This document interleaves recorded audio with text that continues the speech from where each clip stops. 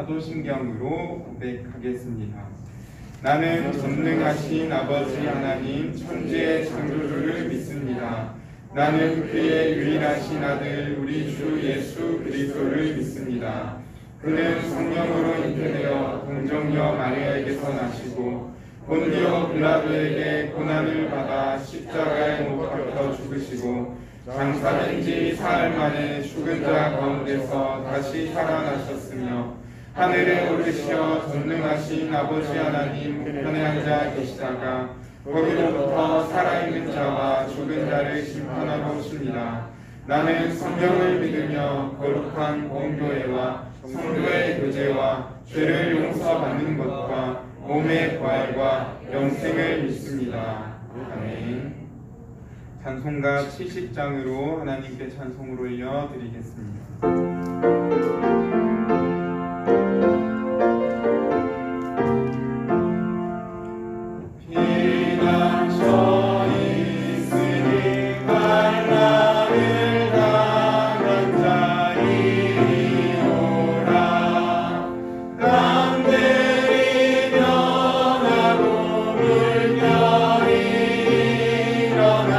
산 위에 넘치는 그 역장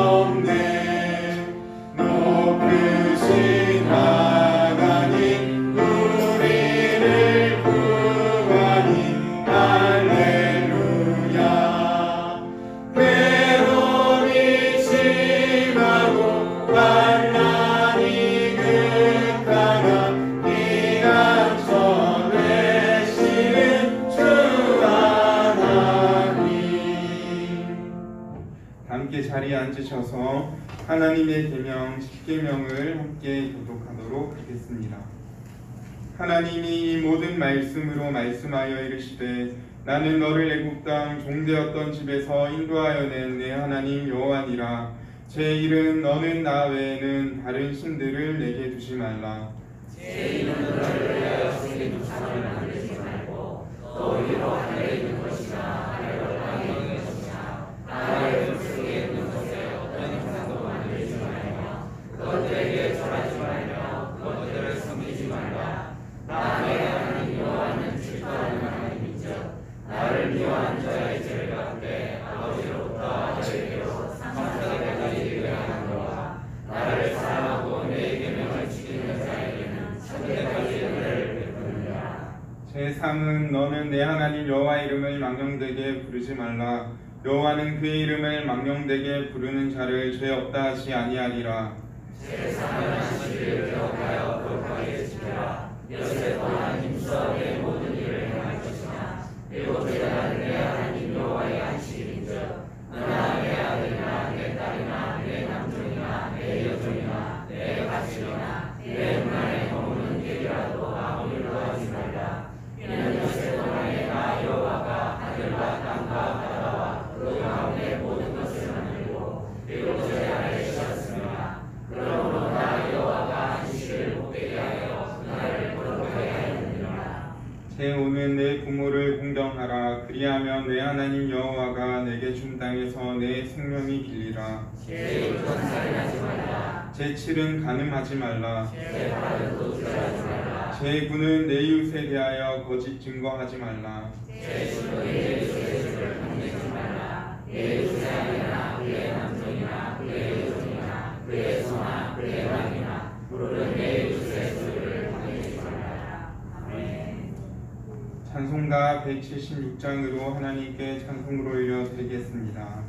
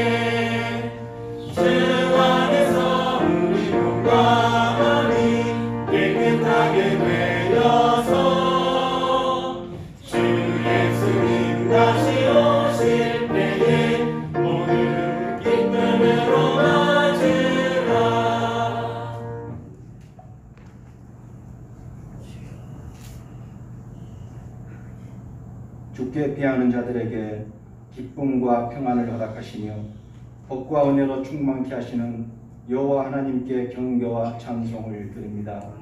주를 경외하며 사랑하는 성도들이 이 시간 모여 싸우니 저희들이 드리는 예배가 연락되게 하시고 하나님 홀로 영광을 받아 주시옵소서.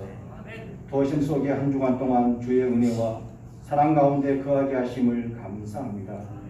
위험을 만날 때의 방패가 되어주시고 환난을 만날 때 피할 바위가 되시며 장마철에 함께 하셔서 안위하시고 인도하시는 은혜에도 감사합니다.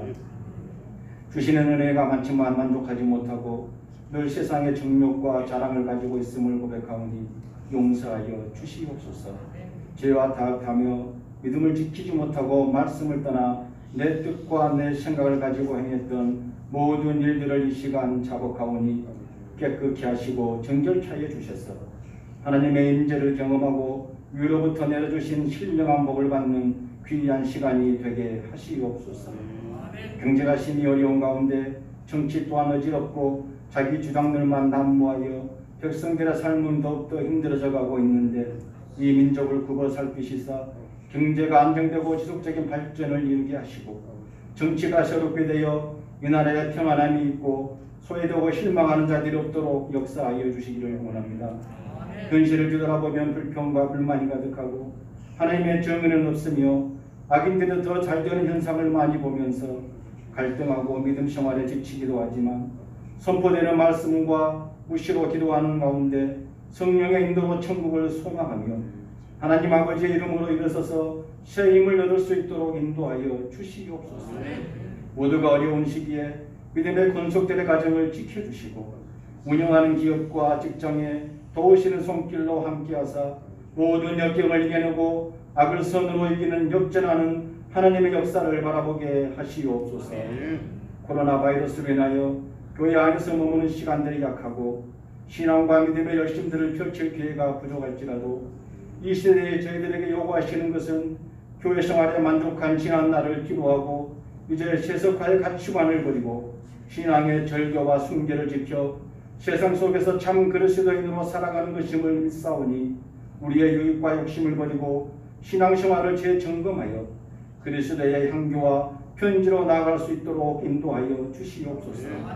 오늘도 복된 말씀을 들고 단위에 서시는 목사님을 기억하셔서 선포되는 말씀의 권세와 은혜가 넘치게 하시고 주일 봉사와 헌신의 일들을 감당하는 사랑하는 주의 백성들에게 위로와 더 좋은 것으로 채워주시기를 원하오며 언제나 저희들을 지키시며 도우시는 예수님의 이름으로 기도합니다. 아멘.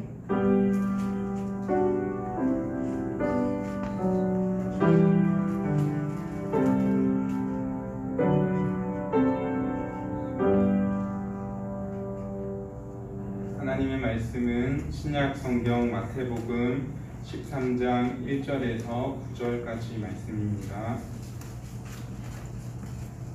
신약 성경 마태복음 13장 1절에서 9절까지 말씀입니다. 한 절씩 교독하겠습니다. 그날 예수께서 집에서 나가사 바닷가에 앉으심에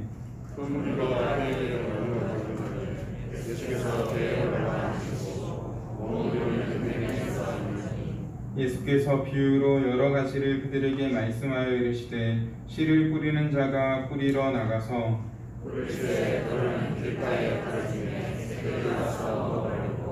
더러는 흙이 얕은 돌밭에 떨어짐에 흙이 깊지 아니하므로 곧 싹이 나오나 더러는 가시떨기 위에 떨어짐에 가시가 자라서 기운을 막았고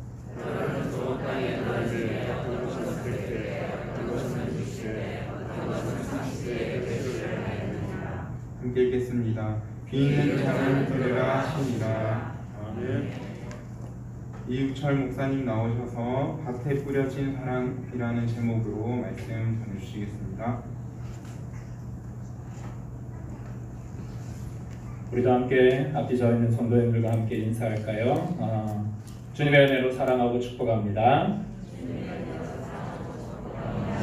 우리도 함께 예배드릴 수 있어서 감사하고 오늘 예배를 통해 우리 마음속에 하나님의 힘과 소망이 없는 이 시간 되기를 주님의 이름으로 축원합니다. 하나님께서는 모든 인간을 사랑하시고 또 기뻐하시고 또 그 사람들이 다 구원받기를 주님은 즐겨하시죠. 그리고 이 구원의 모든 일들에는 하나님의 선택이 있습니다. 하나님은 특별히 선택된 주님의 백성들을 하나님의 뜻과 경륜 가운데 부르시고요. 그 하나님의 선택된 자들을 구원하여 주셔서 하나님의 놀라운 천국에까지 이르게 하십니다. 그 선택의 문제는 우리 인간이 어떻게 말할 수 있는 부분이 아닙니다. 왜 어떤 사람을 선택하셨습니까? 왜 안 선택하셨습니까? 우리가 이렇게 하나님 앞에 말할 수 있는 것이 아니죠. 오직 선택은 하나님의 주권입니다. 단 한 가지 이 일에 대해 우리가 생각할 것은요. 하나님께서 나를 구원하여 주시고 선택해 주신 것에 대해 하나님의 놀라운 사랑과 은혜가 있다. 우리가 거기에 초점을 맞추고 신앙생활해야 합니다. 우리가 하나님 앞에 구원받은 것 오직 은혜로밖에 설명이 안 되죠. 내 공로, 내 자격, 내 모습을 볼 때 어떤 것 하나도 하나님 앞에 구원받을 만한 것이 없습니다. 그럼에도 하나님이 나를 택하시고 부르시고 구원하셨다.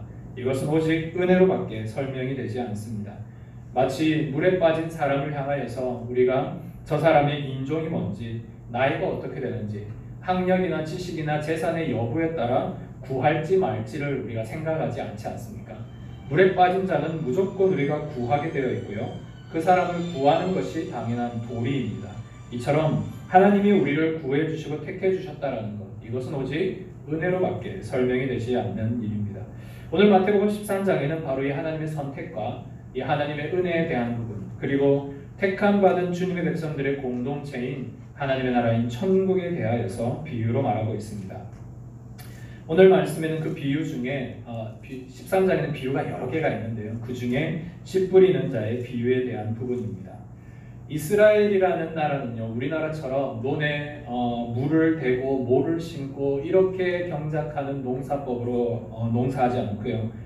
씨를 그 밭 가운데 뿌려서 농사를 합니다. 그리고 그 땅이 우리나라처럼 비옥하고 또 좋지가 않습니다. 오늘 본문에는 4개의 땅이 나오죠. 길강, 돌밭, 가시떨기가 있는 땅, 그리고 좋은 땅입니다. 그런데 여러분 한번 생각해 보십시오. 어떤 농부가 그 씨를 뿌릴 때 길가에 일부러 뿌리는 농부가 있겠습니까? 어떤 농부가 씨를 뿌리는데 그것이 돌짝밭에 떨어지도록 뿌리겠습니까? 누구나가 좋은 땅에 뿌리기를 원하고 좋은 땅에서 많은 결실을 맺기 원하는 것은 당연한 농부의 일일 것입니다. 그런데 오늘 이 농부가 뿌린 씨앗이 4개의 종류의 땅에 뿌려졌다라는 이 사실은 우리에게는 좀 특별해 보이지만 이스라엘에게는 그렇게 특별하지가 않은 일입니다. 왜냐하면 이스라엘 땅은 한 밭에 4개의 종류의 땅들이 다 포함되어 있기 때문입니다. 농부는 성실하게 씨를 골고루 뿌렸죠. 그런데 그 씨가 농노인, 즉 농부가 다니는 길에 떨어지기도 하고요. 때로는 돌이 많은 곳에 떨어지기도 하고 또 구석구석에 있는 가시덤불에도 떨어지는 것입니다. 즉 한 밭에 씨를 뿌렸는데 그 씨들이 길이나 돌이나 가시 위에 떨어진 것뿐이죠. 그래서 오늘 예수님은 이 비유의 말씀을 통해 이 이스라엘 백성들에게는 대단히 일상적인 이 일을 통해 그 비유의 설명의 뜻들을 들려주고 계시는 겁니다. 이스라엘 백성들은 오늘 아침 예수님의 말씀을 듣기 위해 오는 과정에도 이 장면을 보았고요. 농사를 짓는 사람은 이것은 너무나가 익숙한 일입니다. 그래서 그 씨가 땅에, 돌에, 그리고 가시 위에 떨어진 이런 일들은 아주 잘 이해할 수 있는 부분이죠. 단 예수님이 이 비유의 말씀의 깊은 속뜻은 들을 수 있는 사람은 깨달아 알았고요. 그리고 듣지 못하는 자들은 깨달아 알지 못했습니다. 그래서 9절에 보면 귀 있는 자들, 즉 듣고 이해할 수 있는 사람만 이 비유의 말씀을 잘 깨달았고요. 그렇지 않은 자들은 그냥 예수님이 일상에 얘기하나 보다 라고 그렇게 생각하고 그쳤던 것이 바로 이 비유에 대한 내용입니다. 그래서 예수님의 제자들이 묻죠. 예수님, 이 비유의 뜻이 무엇입니까? 그러자 예수님은 오늘 말씀의 뒷부분에 이 비유의 내용이 어떤 뜻인지를 하나하나 직접 설명해 갑니다. 첫째, 길가에 떨어진 씨앗인데요. 밭고랑에는 농부가 다니는 길이 있죠. 이 농로는 농부가 계속 밟고 다니기 때문에 땅이 딱딱합니다. 그래서 이 땅에 떨어진 것이 바로 이 길가에 떨어진 씨앗의 이야기입니다. 여러분 혹시 좋은 땅, 아주 비옥한 땅에 씨를 흩어 뿌리면 씨가 어떻게 되냐면요. 좋은 땅에 그냥 자기가 알아서 들어갑니다. 씨가 들어가서 들어감과 동시에 뿌리가 나고요. 뿌리가 나고 싹이 나서 그 땅에 아주 잘 정착을 하게 됩니다. 씨앗이 가지고 있는 대단히 큰 신비인데요. 이 땅에 그냥 뿌려만 놔도 땅 속으로 들어가는 것이 씨앗의 생명력입니다. 그런데 땅이 딱딱하다면 그 씨앗이 들어가지를 못하죠. 그러니까 그 씨가 그냥 그 딱딱한 농로 위에 그대로 있게 되는 것입니다. 그러니 새들이 이때다 하고 그 씨를 그냥 먹어버리는 것입니다. 이 비유의 말씀에 대한 해석이 오늘 19절에 있는데요. 여러분 19절 말씀 같이 한번 읽어보겠습니다. 19절입니다. 시작.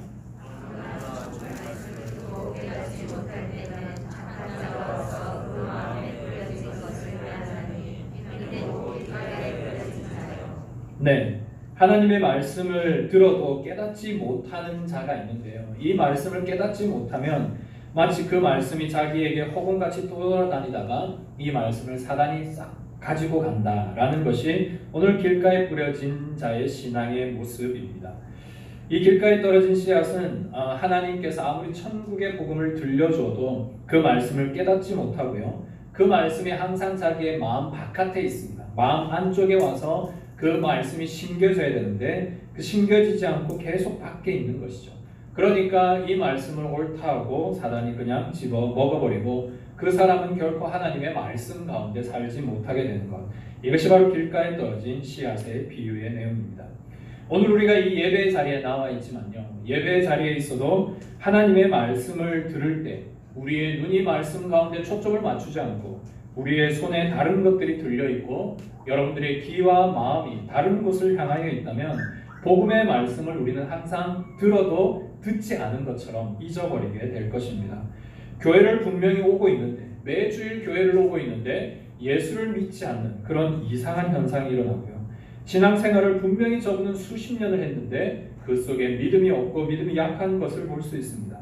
천국에 어떻게 갑니까? 라고 제가 이렇게 물어보면 착한 일 하면 갑니다 라고 대답을 하고요. 마치 예수님께 우리가 열심으로 정성을 다드리면 우리가 복을 받는다라고 생각하는 그런 이상한 믿음의 현상들이 일어나게 됩니다. 이런 믿음의 현상은 결코 구원 얻는 믿음의 모습이 아니죠.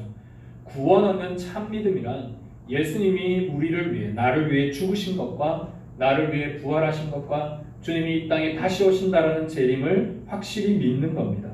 그래서 예수님과 내가 죄와 함께 죽었고 예수 그리스도와 함께 내가 살았고 부활했으며 주님이 왕으로 다시 오실 그날을 바라보며 오직 주인 되신 예수 그리스도를 바라는 믿음. 이것이 곧 구원 얻는 믿음이죠. 구원 얻는 믿음을 가진 사람은 결코 어떤 상황에 자기의 믿음이 흔들리지 않습니다. 그리고 그 주님의 사랑과 은혜를 의심하지 않고요. 끝까지 붙들게 됩니다. 심지어는 내 목숨이 위태로운 상황에도 우리는 결코 그 믿음을 포기하지 않죠. 그것이 곧 구원 얻는 믿음의 모습입니다. 오늘 길가에 떨어진 씨앗은 이런 말씀에 분별이 없는 것이죠.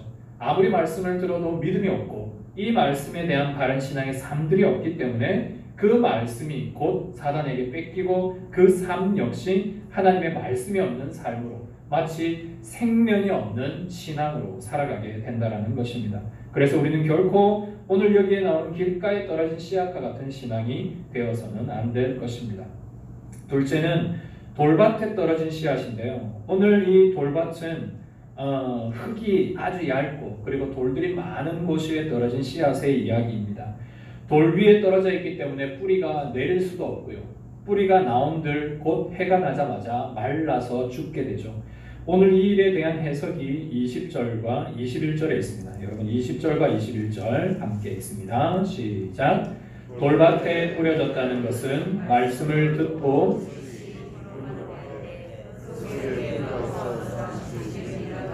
말씀으로 말미암아 환난이나 박해가 일어날 때에는 곧 넘어지는 자요. 돌밭에 떨어진 씨는 잠시 싹이 나고 잎이 날 수도 있죠. 뿌리도 조금 날 수가 있습니다. 그럴 때 곧 뿌리가 말라서 죽게 되므로 모든 생명이 사라지는 신앙이 바로 돌밭에 떨어진 신앙의 모습입니다. 복음을 들었을 때는 잠깐 기쁘죠. 잠깐 싹이 나고 잎이 나고 뿌리가 나듯이 잠깐 기쁜 생명을 얻지만 곧 돌아서서 어려움이나 환난이나 곤고함이나 이런 고난이 닥치게 되면 그 예수 믿는 믿음을 저버린 사람들을 이야기합니다. 전도할 때 이런 분들을 대단히 많이 만났는데요. 예전엔 처녀적에는 예수님을 믿고 교회를 잘 다녔는데 시집 오면서 시댁의 반대로 더 이상 교회를 나가지 않는다라고 말하는 여인을 만납니다. 또 어떤 남자분은 사회생활 하다 보면, 내가 직장생활 하다 보면 교회를 다니는 것이 늘 걸리고 불편합니다. 제약이 있죠. 그래서 저는 신앙을 접었습니다 라고 말하는 분들을 봅니다. 이런 사람들의 모습들이 오늘 여기 나온 돌밭에 심겨진 신앙의 모습입니다. 분명 예전에는 교회를 다녔고요. 분명 예전에는 겉모습으로는 예수님을 믿는 것처럼 보였는데 어려움이 있고 힘든 일이 있으면 곧 신앙을 포기해버리는 모습. 이것이 바로 돌밭에 떨어진 신앙의 모습입니다. 우리의 인생에는 희노애락이 있죠. 기쁨이 있고 또 즐거움이 있지만 때로는 힘든 일이 있습니다. 신앙도 희노애락이 있습니다. 신앙생활한다고 예수 믿는다고 모두가 기쁘고 즐거운 날만 있는 것이 아니고요. 때로는 예수님을 믿는 것 때문에 힘들기도 하고 어렵기도 하고 애매히 고난당하기도 합니다. 그런데 우리가 그런 어렵고 힘들 때에 예배를 빠지고 교회를 등지고 돌아서서는 안 되는 것이죠. 오직 어렵고 힘들 때 하나님 앞에 더 기도하기를 주님은 원하십니다. 어떻게든 마음을 다시 잡고 신앙생활을 하는 것, 이것이 바로 돌밭에 떨어진 씨앗대로 살지 않는 모습입니다. 여러분, 자식이 있는데 그 자식이 지금 내가 힘든 일이 있다고 어머니 아버지 저 이제 혼자 살게요. 이제 더 이상 나에게 간섭하지 마세요. 저 혼자 살겠습니다 라고 말하는 자식이 어디 있습니까? 힘들고 어려운 일이 있으면 가족이 함께 헤쳐나가야 되죠. 자녀가 어려운 일이 있으면 부모님이 함께 하는 것이고 부모님이 어려운 일이 있으면 자식들이 함께 이 어려움들과 슬픔들을 해결해 나갑니다. 우리의 신앙도 마찬가지죠. 우리가 하나님을 아버지라 부르고 그 하나님과 함께 자녀된 공동체가 함께 모여있는 우리 공동체 가운데 어려움이 있고 힘든 일이 있을 때 우리가 피하고 도망가는 것이 능사가 아니고요. 하나님께서 오늘 이 말씀과 예배 가운데 함께 하신다는 사실을 믿고 주님 안에서 끝까지 그 신앙을 붙잡고 있는 것, 이것이 오늘 돌짝밭에 떨어진 씨앗이 되지 않는 중요한 일입니다. 그래서 오늘 이렇게 우리가 배교하고 반대로 떠나는 신앙, 이런 신앙이 되지 않기를 원해서 주님이 오늘 이 두 번째 돌밭에 떨어진 씨앗에 대한 이야기를 말씀하십니다. 셋째는 가시떨기 위에 떨어진 씨앗인데요.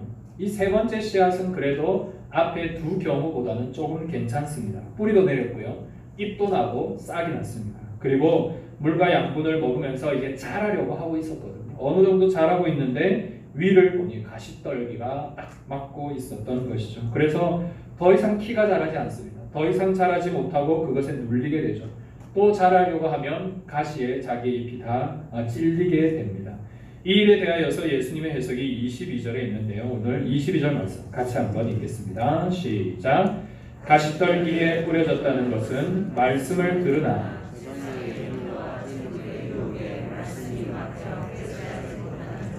가시떨기 신앙의 가장 큰 핵심은 오늘 두 단어죠. 염려와 재물입니다. 염려와 재물. 여러분, 염려라는 말을 들으면 우리에게 딱 떠오르는 성경 구절이 몇 가지가 있죠. 너희는 무엇을 먹을까 마실까? 무엇 하지 말고요. 염려하지 말라.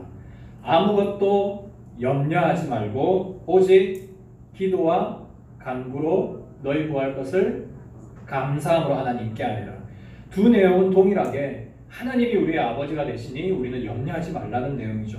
그리고 어떤 힘든 일과 어려움이 있을 때는 그 하나님 앞에 기도해라. 염려하지 말고 감사함으로 기도해라 라는 말의 뜻입니다. 여러분, 이 말씀은 우리 너무나 잘 알고 있죠. 암송도 하고 있고 수없이 들었습니다. 그런데 여러분, 이 말씀 우리가 암송한다고 해서 염려를 하지 않나요? 그렇지 않죠. 염려합니다. 염려할 때가 많죠. 분명히 우리가 이 말씀의 내용의 설교를 듣고 이 말씀을 암송할 때는 염려가 없어요. 그런데 돌아서서 집에 가게 되면 또 우리의 여러 가지 사회 현장에 돌아가게 되면 우리 속에 다시 한번 일어나는 게 바로 염려요, 걱정이요, 근심이다라는 것입니다. 재물에 대한 유혹도 마찬가지입니다. 하나님께서 말씀하시길 너희는 먼저 그 나라와 의를 구하라. 그리하면 이 모든 걸 너희에게 더해주겠다. 하나님 앞에 주님의 나라와 의를 우선순위로 구하는 그 사람에게 하나님이 이 재물과 여러 가지 필요한 것들을 다 주시겠다라는 믿음의 말씀이죠. 우리가 이 말씀을 들으면 이렇게 기도합니다. 하나님, 맞습니다. 주님께서 내 모든 걸 책임져 주실 줄 저는 믿습니다. 물질의 주님께서 나의 모든 것을 책임져 주실 것입니다. 그렇게 확신하고 돌아갑니다. 그런데 또 우리가 이 예배당 문을 나서는 순간 우리의 눈에는, 우리의 마음에는 이 재물의 것들이 보이기 시작하죠. 염려, 유혹, 이 두 단어는요, 다른 뜻이 아니고 같은 뜻입니다. 이 염려라는 말의 원어의 뜻은 마음이 난이다 라는 말의 뜻입니다. 마음이 난이다. 우리는 분명 한 마음으로 하나님께 순종하기를 다짐했죠. 한 마음을 가지고 하나님을 위해 충성할 것이라 생각했는데요. 우리의 마음이 한쪽에 나뉘면서 생기는 것이 뭐냐면 염려요, 걱정입니다. 우리가 주님 앞에 주님만 사랑하겠습니다라는 고백으로 우리의 신앙을 하지만 그 한 마음 속에 또 나뉘어진 마음이 욕심이 생기고요. 재물에 대한 사랑이 생기게 됩니다. 이것이 곧 유혹인 것이죠. 그래서 예수님이 분명히 말씀하셨습니다. 너희가 두 주인을 섬기지 못할 것이다. 어떻게 종이 두 명의 주인을 두고 섬기느냐. 그래서 하나님과 재물을 겸하여 너희는 결코 섬길 수 없다라고 주님은 분명히 못 박아 말씀하셨습니다. 그럼 우리가 어떻게 할까요? 어떻게 주님을 믿지만 내 마음속에 일어나는 염려와 이 재물에 대한 유혹들을 이겨나갈 수 있느냐는 말씀입니다. 이 일에 대하여 한 가지의 해답이 있는데요. 그것은 바로 우리의 모든 시선, 우리의 모든 생각에 대한 초점을 주님께 맞추는 일입니다. 지금 월요일마다 계속하고 있는 우리 기도 시작반의 훈련의 포인트가 바로 이건데요. 매주마다 매일마다 기도 훈련을 하면서 이 기도의 제목을 쓰면서 내 생각을 계속 주님께 돌리는 일을 지금 우리가 3주째 해오고 있습니다. 그러면서 내 생각과 염려와 유혹에 대한 부분을 자꾸 주님 앞에 맞춤으로써 이것들을 바꿔나가는 것이죠. 여러분, 유혹과 염려의 출발점은 항상 나입니다. 내가 가지고 있는 것이 모자라고, 내가 가지고 있는 능력이 모자라고, 내가 이것을 할 수 있을까? 뭐든지 나에서부터 이 걱정과 염려가 시작됩니다. 그래서 나를 바라보는 이 시선을 하나님께로 계속 돌리는 훈련과 연습을 해야 이 유혹과 그리고 염려에 대한 걱정들을 떨쳐낼 수 있다라는 것입니다. 가스펠송 중에 시선이라는 곡이 있는데요. 이 시선의 곡의 가사가 이렇습니다. 여러분 한번 들어보십시오. 내게로부터 눈을 들어 주를 보기 시작할 때 주의 일을 보겠네. 내 작은 마음 돌이키사 하늘의 꿈꾸게 하네. 주님을 볼 때 모든 시선을 주님께 드리고 살아계신 하나님을 느낄 때 내 삶에 주의 역사가 되고 하나님이 일하기 시작하네. 여러분, 정말 맞는 말씀이지 않습니까? 나에게 내 모든 시선과 삶들을 집중하다 보면요, 나에게 늘 드러나는 건 부족함밖에 없습니다. 연약함밖에 없고요, 모자란 것밖에 보이지 않아요. 그런데 우리의 시선을 주님께로 계속 바뀌면 주님의 일들이 보이는 것이죠. 그래서 비록 나는 지금 속이 좁고 대범하지 못하고 담대하지 못하는 신앙을 살고 늘 소심하고 두렵지만 내 신앙의 일들의 초점을 주님께 맞추다 보면 우리 속에 하나님의 꿈이 막 들어오기 시작합니다. 그렇게 우리의 시선을 주님께 맞추다 보면요, 하나님의 일들, 즉 하나님의 역사가 우리 속에 막 이루어진다라는 사실이죠. 마치 모세와 같이, 엘리야와 같이, 바울과 같이, 베드로와 같이 그런 인생을 우리 또한 살아갈 수 있게 되는 것입니다. 바울의 고백과 같이 나는 능력이 없습니다. 내 속에 볼 때는 그 어떤 능력도 없죠. 오호라 나는 공고한 사람, 죄악밖에 없는 사람이지만 내게 능력 주시는 자 안에서 내가 모든 걸 할 수 있구나.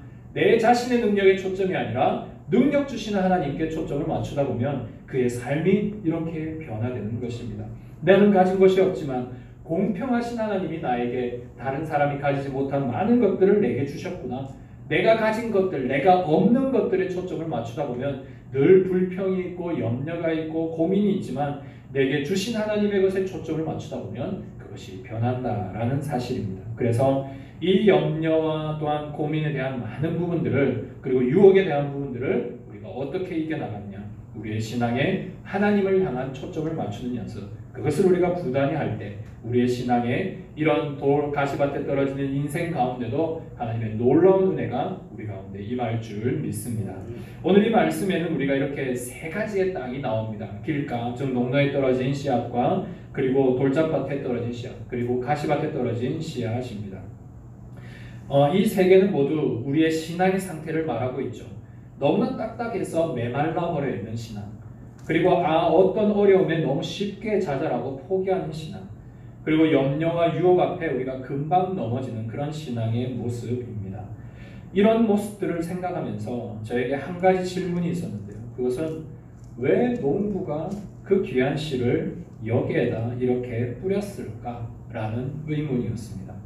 우리가 이왕 농부가 씨를 뿌리면은 좋은 땅에 뿌려야 되지 않습니까? 좋은 땅에 뿌려서 좋은 것들을 거두려는 것이 농부의 마음일 텐데 왜 하나님께서는 이 귀한 말씀의 씨앗을 이곳저곳에 다 뿌려서 어떤 것은 추수도 못할 정도의 상황이 되게 하셨을까라는 생각과 고민과 의문이 있었습니다. 그러면서 말씀을 준비하면서 하나님 앞에 그 은혜를 구하는 중에 두 가지의 마음을 저에게 주셨는데요. 그것은 바로 첫 번째로는 주님의 급한 마음, 주님이 왜 이렇게 씨를 뿌리셔야만 했는지에 대한 다급한 마음, 그리고 두 번째로는 그렇게 씨를 뿌리셨던 주님의 안타까운 마음, 이 두 가지의 마음이 느껴졌습니다. 첫째로 왜 주님께서 이렇게 급하게 씨를 뿌리셔야만 했는가? 그 모든 밥구석 하나하나 다 빠짐없이 이 씨들을 다 뿌리셔야만 했는가? 이유가 있습니다. 그것은 아직도 하나님의 말씀, 복음을 듣지 못한 자들, 복음을 듣지 못하고 죽어가는 자들이 이 세상에 많다라는 사실을 우리에게 들려주기 위해서였습니다. 이렇게 씨를 뿌리지 않으면 복음을 듣지 못하고 죽는 자들이 여전히 많기 때문에 하나님께서는 어떻게 해서라도 이 씨를 모든 사람에게, 모든 밭에라도 다 뿌려서 전하고 싶으셨던 것입니다.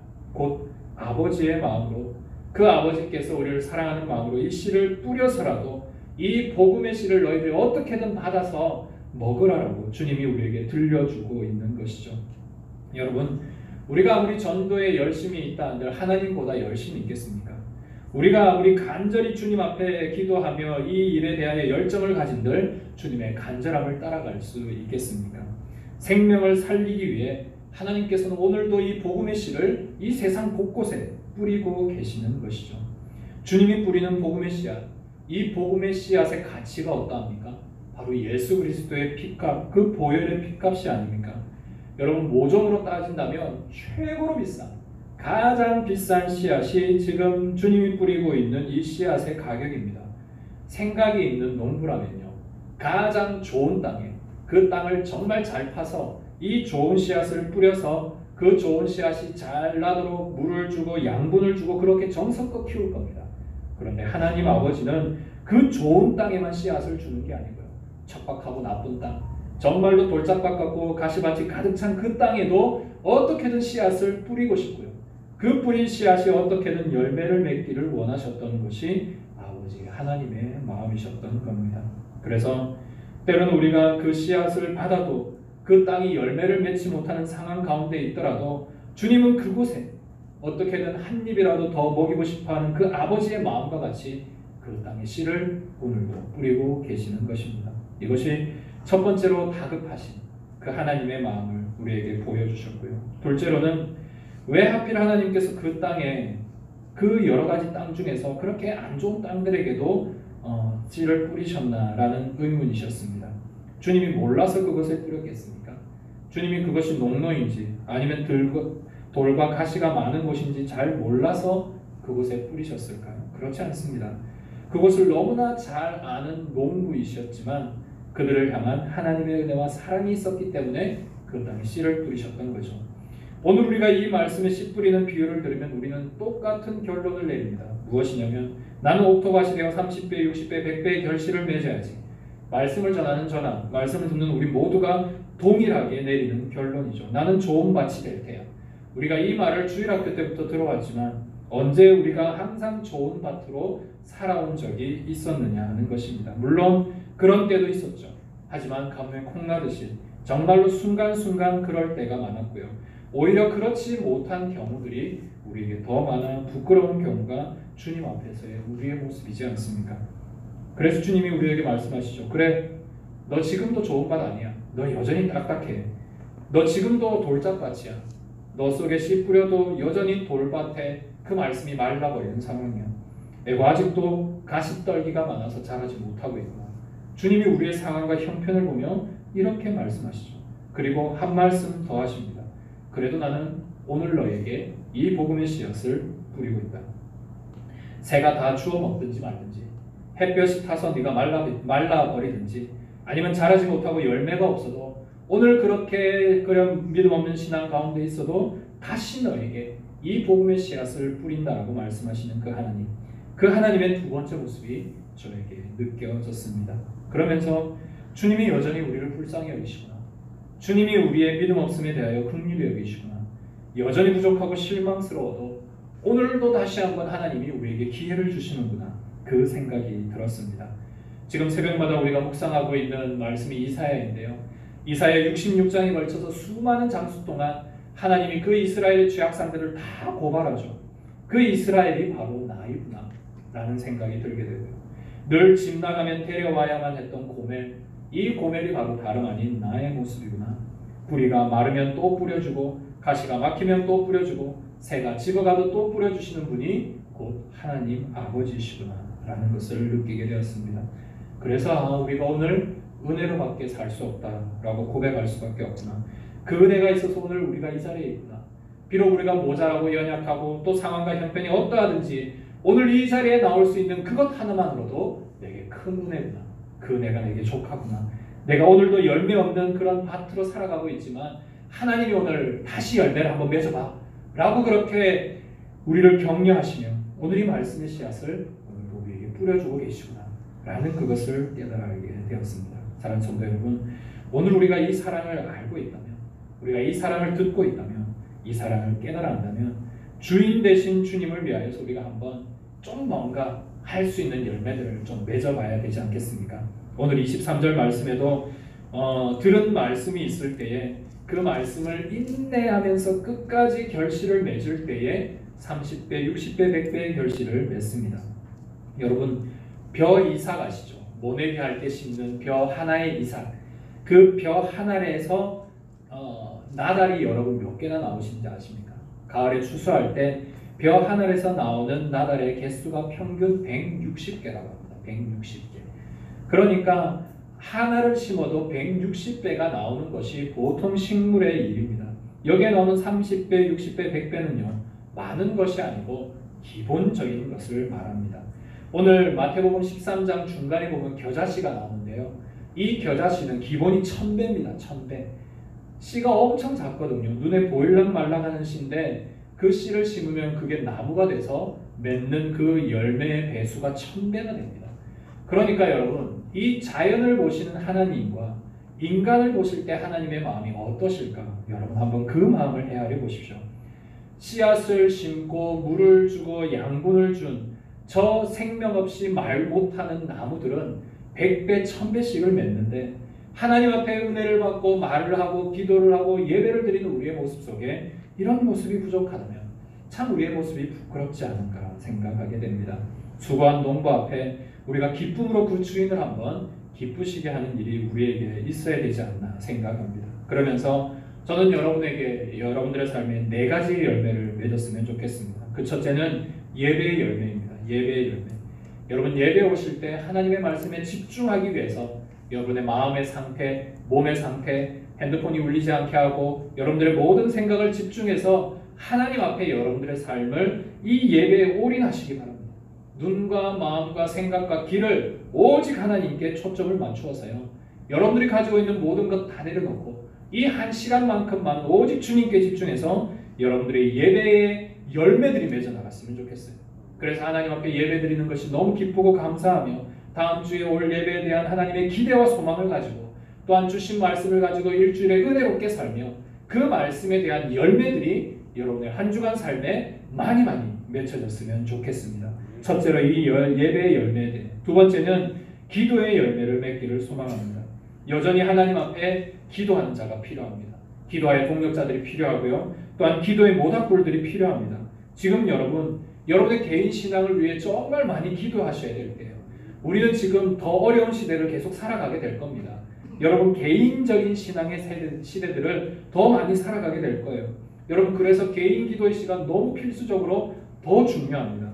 가족을 위해 자식들을 위해 정말 기도 많이 하셔야 되고요.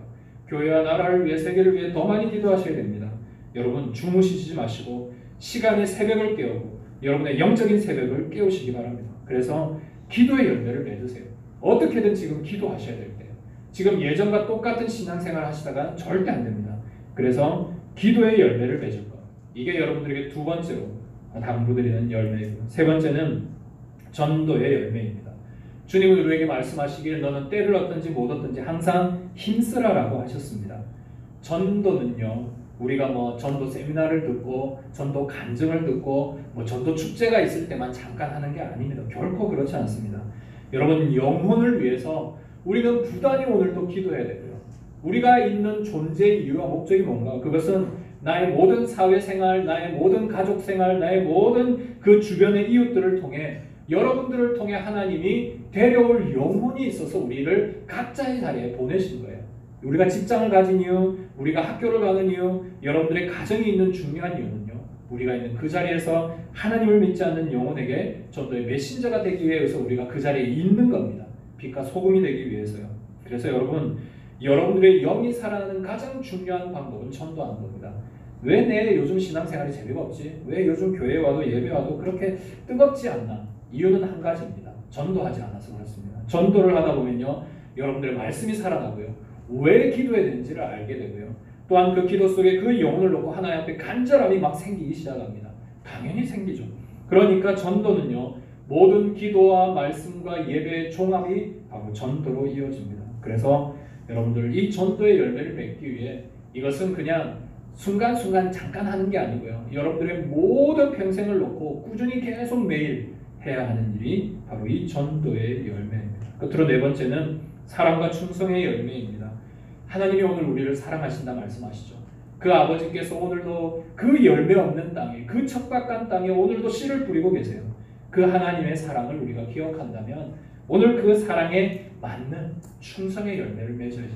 하나님을 사랑한다라고만 사랑하는 고백도 넘어서 또한 우리 성도와 이웃을 사랑하는 그 사랑의 관계들, 성품이 온화해지며 모든 삶에 정말로 예수 그리스도의 온화한 성품이 드러나는 사랑과 충성의 열매들로 우리가 가진 달란트로 끝까지 충성하는 일들이 우리 가운데 맺어지기를 소망합니다. 사랑하는 성도 여러분, 오늘도 주님은 우리의 메마른 밭에 씨를 뿌리고 계십니다.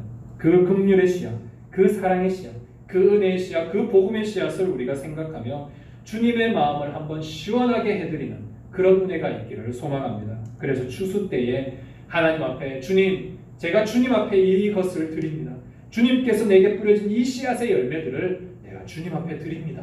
라고 주님 앞에 갈 수 있는 그런 축복된 인생, 그런 풍성한 인생, 그런 하나님 앞에 열매 드리는 인생이 되시기를 주님의 이름으로 축원합니다. 우리 시간 말씀을 기억하며 함께 기도하겠습니다. 하나님, 우리를 사랑하시고 긍휼히 여기시며 우리에게 오늘도 씨앗을 뿌리고 계신 그 아버지 앞에, 하나님 앞에 예배의 열매를 맺게 하시고 기도의 열매를 맺게 하시며 전도의 열매를 맺게 하시고 오직 사랑과 충성으로 열매를 맺어 하나님을 기쁘시게 하는, 그 아버지를 기쁘시게 하는 믿음의 자녀들이 되게 하여 주옵소서. 우리 시간 함께 기도하겠습니다. 하나님 아버지, 감사합니다. 오늘 이 뿌리는 비유를 통하여 우리를 사랑하시고 우리를 긍휼히 여겨주시고 우리의 마음에 하나님의 은혜와 능력을 베풀어 주시며 아버지 앞에서 오직 우리의 신앙이 이런 돌짝밭에 말라버리는 신앙이 아니라 오직 싹이 나고 잎이 나며 열매를 맺고 그 어떤 상황 가운데서도 하나님 앞에 귀하게 자라기를 소망하시는 그 아버지의 은혜를 붙잡고 살게 하여 주시고 오늘도 우리의 모든 신앙의 삶 속에 아버지의 크신 능력의 일들이 부어주시기를 간절히 소망합니다. 하나님, 우리의 연약함을 아시는 주님, 우리의 부족함을 아시는 주님, 그럼에도 우리가 하나님 앞에 일어나 다시 한번 이 믿음의 열매를 맺게 하여 주시고 하나님 아버지여, 이 어렵고 힘든 시간들 속에서도 하나님의 백성은 결코 망하지 아니하며 오직 하나님의 뜻대로 자라는 일들이 우리 가운데 일어나게 하여 주시고 주님 앞에 귀한 열매를 드리도록 하나님의 기쁨이 되는 우리의 모든 신앙이 되도록 주님 축복하여 주시옵소서. 이 모든 말씀 우리 주 예수 그리스도 이름으로 기도합니다. 아멘. 다 함께 찬송가 50장 찬양하시며 주님 앞에 예배를 드리겠습니다.